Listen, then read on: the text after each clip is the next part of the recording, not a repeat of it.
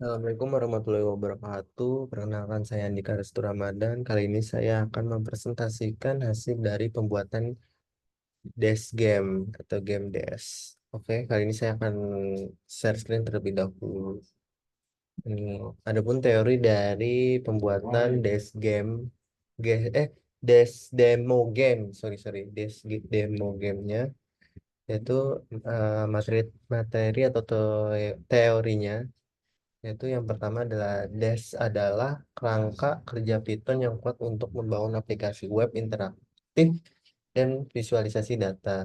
Dan tutorial ini kita akan mengeksplorasi langkah demi langkah untuk membangun sebuah game demo sederhana menggunakan Dash.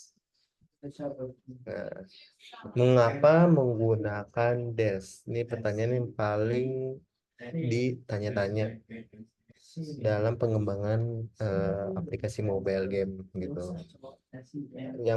Mengapa sih saya menggunakan Dash? Ada tiga sih alasannya. Yang pertama interaktif, yang kedua ada visualisasi data, yang ketiga ada produktivitas. Kenapa interaktif? Karena interaktifnya ini jadi kalian itu dalam membuat aplikasi web yang interaktif dan responsif ini secara cepat gitu. Des ini dapat cepat membuat aplikasi interaktif yang responsif seperti itu. Terus yang kedua itu visualisasi data. Jadi Des ini menyediakan komponen yang kuat untuk visualisasi data dan memudahkan pembuatan grafik dan dashboard. Dan yang ketiga ada produktivitas. Dengan Dash, kalian dapat membangun aplikasi kompleks hanya dengan Python, bahasa pemrograman Python, tanpa perlu belajar JavaScript atau bahasa lainnya gitu.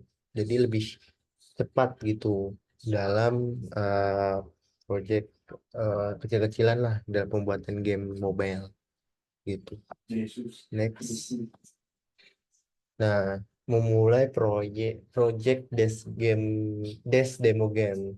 Nah, yaitu ada tiga tahapan sih dalam kalau mau mulai project ini, yaitu ada persiapan, ada rancangan, ada coding. Nah, persiapan ini biasanya kalian harus menyiapkan lingkungan lingkungan dalam pembuatan project baru.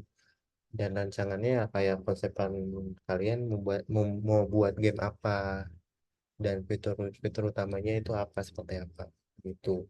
Dan yang ketiga ya paling utama sih codingan sih. Ini mengimplementasikan rancangan game menggunakan komponen Dash. Nah, selanjutnya itu membuat tampilan game. Di sini sih ada tiga ya. Ada layout, komponen, styling. Jadi layout itu kayak grid layout untuk menyusun elemen game secara rapi. Jadi layoutnya seperti apa, menu ini di mana taruhnya, lebih cocoknya di mana kayak gitu. Terus komponennya itu kayak tombol teks, gambar, untuk membuat tampilan yang lebih menarik gitu. Jadi buat tampilan yang nggak bikin mata sakit sih gitu. Terus yang ketiga styling, kayak warnanya gimana yang cocok, elemen visualnya gimana, supaya agar game ini selaras dengan temanya yang kalian buat gitu. Nah, terus ada menambah interaksi pemain. Biasanya sih di bagian ini kalian harus eh, kayak menentukan klik dan keyboard atau sentuhan. Kalau game Mobile Legends kan kayak kliknya di bagian mana dan keywordnya buat apa dan sentuhannya gimana. Ini biasanya sangat mendukung banget buat si eh, pemain lah ya, pemain biar lebih lebih apa ya, lebih hmm, tahan banget buat main game ini gitu sih. Terus ada pun logika game. Nah, logika game ini sangat penting banget dalam pembuatan game Dash game ya. Dash game itu ada tiga logika game. Yang itu pertama ada game lock, yang kedua ada deteksi tabrakan, dan yang ketiga ada perbaharui tampilan. Game lock ini biasanya mengimplementasikan utama yang memperbarui status game pada setiap frame. Jadi kayak upgrade gitu sih. Cuman lebih ke kalau upgrade itu lebih ke tampilan, lebih ke tiga sih, poin tiga perbaruan tampilan gitu. Terus yang kedua itu ada deteksi tabrakan. Biasanya sih mengecek tabrakan antara elemen game dan perbarui skor atau status. Ya, kalau misal ada elemen yang tabrakan, biasanya diperbarui gitu, di upgrade lah, di maintenance gitu. Dan yang ketiga ada perbarui tampilan. Biasanya sih kalau perbarui tampilan itu kayak visual gamenya, atau bisa jadi di dalam in gamenya, biar lebih seru gimana gitu, biar si pemain ini tetap betah main game ini gitu. Terus tahap selanjutnya ada menyimpan skor dan tingkat kesulitan. Biasanya ada game yang bisa menyimpan skor, terus tingkat kesulitannya atau levelnya. Ya, kayak menyimpan skor itu kayak kayak gunakan session storage atau database sederhana untuk menyimpan skor pemain. Tingkat kesulitannya itu kayak membuat levelnya, dan leaderboard itu kayak memotivasi sih, biasanya motivasi pemain biar jadi top global gitu, biar bener main terus gamenya ini gitu.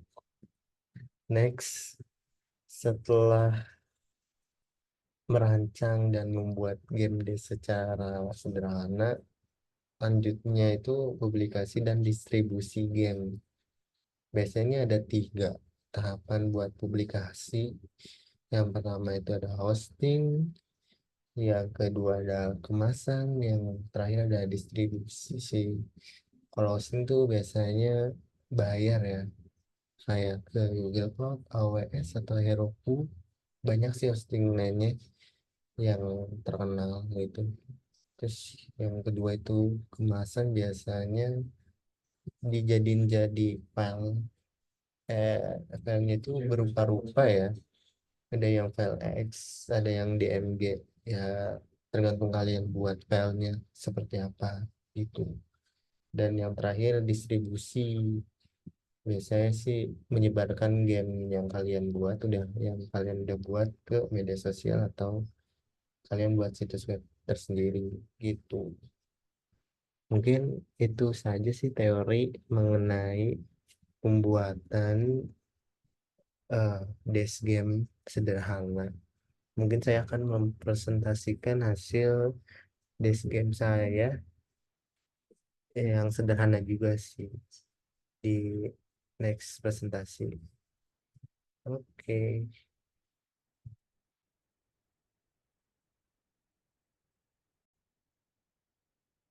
Oke, jadi berikut adalah eh,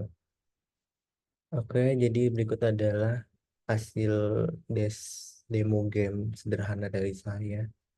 Mungkin teman-teman bisa lihat nih hasilnya. Nah, ini gamenya Flappy Bird ya, kayak gini. Kurang lebihnya kayak gini nih. Nah, ini ada hasil codingannya. Sebenarnya sih hasil codingannya nggak kayak gini, masih banyak. Ini intinya aja, intinya. Tuh, ini ada fitur utama yang mungkin udah disinggung di teori yang saya jelaskan tadi. Gitu. Oke, mungkin sekian presentasi dari saya mengenai pembuatan demo game sederhana. Sekian dari saya. Assalamualaikum warahmatullahi wabarakatuh.